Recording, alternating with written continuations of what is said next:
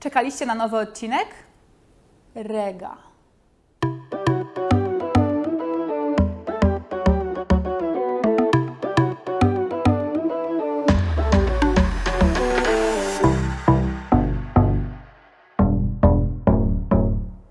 Cześć, tu Agata z kanału Izraelia. Przepraszam za moje okablowanie. Dzisiaj nie miałam pomysłu kompletnie, jak sobie z tym kablem poradzić, więc tak po prostu został zaczepiony. Mam nadzieję, że nie będzie Was rozpraszał. Pierwsze zachowanie, czyli rega. I to, wydaje mi się, że w Polsce jest dosyć niegrzeczne, w ogóle chyba w innych krajach europejskich też. Ten gest w ogóle wydaje mi się strasznie chamski, a tutaj jest po prostu normalny i znaczy to po prostu zaczekaj. W ogóle rega oznacza chwila, moment, więc jak na przykład ktoś chce przejechać samochodem, a ktoś inny go zostawił, to ta osoba pokaże drugiej osobie chwilę, poczekaj. I to nie jest niegrzeczne w Izraelu, chociaż ja do tej pory staram się jednak tego nie używać, bo mi się zawsze wydaje po prostu chamskie. Druga rzecz to jest to cmoknięcie oznacza nie bardzo często. Czyli na przykład zapytacie kogoś, chcesz wyjść wieczorem do kina? Nie. I nie jest niegrzeczne, nie jest lekceważące, chociaż oczywiście tak wygląda, natomiast w Izraelu nie jest tak traktowane. Podniesiony głos.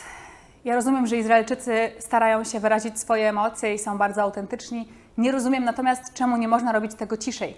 Niezależnie od tego, czy rozmawiają przez telefon, czy na żywo z kimś na ulicy, czy z taksówkarzem w taksówce, zawsze rozmawiają podniesionym głosem i to jest na dłuższą metę po prostu męczące.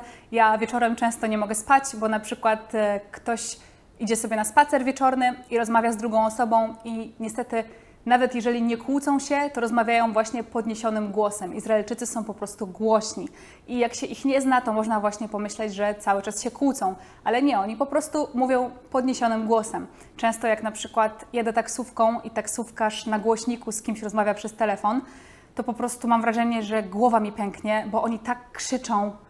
Czemu nie można ciszej? Jedzenie i rzucie gumy z otwartą buzią. Może się czepiam, ale mnie to strasznie irytuje i wydaje mi się, że jednak jakieś takie minimalna ogłada by się przydała. Po prostu nie znoszę, jak rozmawiam z Izraelczykiem, a on do mnie mówi i żuje gumę po prostu prosto w moją twarz. Tak samo jak jedzą. Oczywiście nie wszyscy, ale wielu Izraelczyków po prostu je z otwartą buzią. Bezpośredniość. Taka do bólu. Wiem, że na przykład Europejczycy bardzo filtrują emocje, tak bym to nazwała.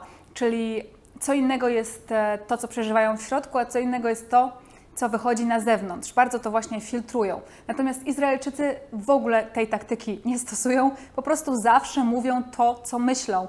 I niezależnie od tego, czy to kogoś może urazić, czy to jest po prostu super miłe, to zawsze to powiedzą. I oni nie zastanawiają się, czy to będzie powiedziane w odpowiedni sposób, czy może lepiej to powiedzieć w inny sposób, tak żeby kogoś nie urazić. Oni po prostu mówią to, co im leży na sercu. Na przykład w sklepie, albo w supermarkecie, albo w rozmowie z kimś bliskim, czy z jakimś dalszym znajomym. Pamiętam, jak byłam z mamą mojego partnera w centrum handlowym i był taki sklep z kosmetykami, w którym próbowano nas namówić, żebyśmy kupiły jakieś tam urządzenie, którym masuje się twarz i znikają zmarszczki. No i zaciągnęli nas do środka, pokazali na mojej, powiedzmy, teściowej właśnie to urządzenie, no i masują jej tam twarz przez kilka minut. Ten sprzedawca oczywiście tam wyjaśnia, dlaczego to urządzenie jest takie świetne i czemu warto je kupić i tak dalej. No i masuje ją przez te kilka minut i później właśnie pytają, widzi Pani, jak tutaj po prawej stronie te zmarszczki są widocznie wygładzone zupełnie inaczej niż po lewej stronie. I ja na przykład pewnie, nawet jeżeli nie widziałabym żadnej różnicy na mojej twarzy, to pewnie bym powiedziała, no faktycznie, no coś tam widać. Oczywiście i tak bym tego nie kupiła, natomiast tak z grzeczności powiedziałabym, no okej, ładnie. Natomiast moja teściowa powiedziała, nie. Widzi Pani, jak to pięknie wygładziło? Nie. No, więc to są właśnie Izraelczycy. Albo usłyszysz na przykład, a co Ty masz takie paznokcie niezrobione? No kiedy Ty byłaś ostatnio u kosmetyczki?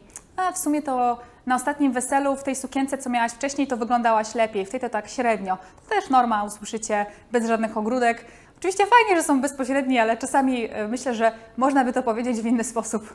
Brak zbędnej takiej oficjalności. Jest takie słowo w ogóle? Dajcie znać w komentarzach, bo mam wrażenie, że Odkąd moje życie kręci się wokół hebrajskiego i angielskiego, to zapominam po prostu, jak mówi się po polsku.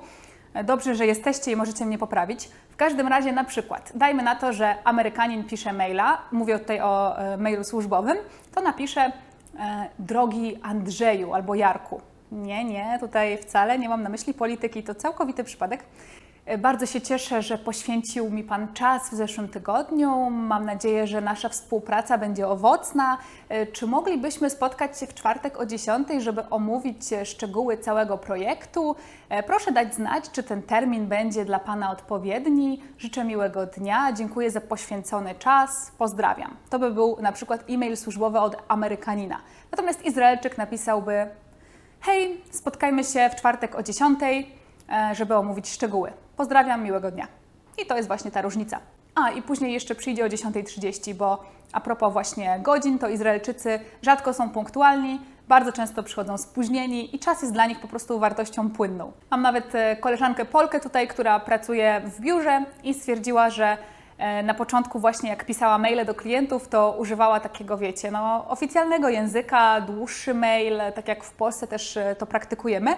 Natomiast szefowa Izraelka po prostu przyszła do niej i powiedziała: ale po co taki długi mail w ogóle? Napisz po prostu czwartek 10, a nie jakieś rozpisywanie się, dzień dobry, do widzenia, jak się czujesz, spotkajmy się, czy to odpowiednie, czy nieodpowiednie. Po prostu czwartek 10, marnowanie czasu, po co pisać takiego długiego maila? Savoir vivre. Jak powiecie to słówko Izraelczykowi, zazwyczaj nie będzie miał pojęcia, o czym w ogóle mówicie. I oczywiście tutaj na przykład mówię o takich rzeczach, których uczymy się od dzieciństwa, typu nie kładź łokci na stole albo coś w tym stylu, bo to niegrzeczne. To Izraelczyk pewnie zapytałby: ale czemu nie mogę położyć łokci na stole i co jest w tym niegrzecznego? I w zasadzie jakby tak się głębiej zastanowić, to czy nie ma przypadkiem racji? Niekończące się powitanie i trochę takie owijanie w bawełnę. I to trochę paradoks, bo z jednej strony są właśnie tacy bardzo bezpośredni i do rzeczy, i nie filtrują emocji, a z drugiej strony jak się witają, to mam wrażenie, że to jest nigdy niekończąca się rozmowa, bo jest dużo słówek w hebrajskim, poprzez które możemy się przywitać, znaczy zapytać, co tam, generalnie tak mówiąc po polsku, jakbyśmy to przetłumaczyli, to mamy ma kore, ma niszma, ma szlomech, ma macaw i tak dalej.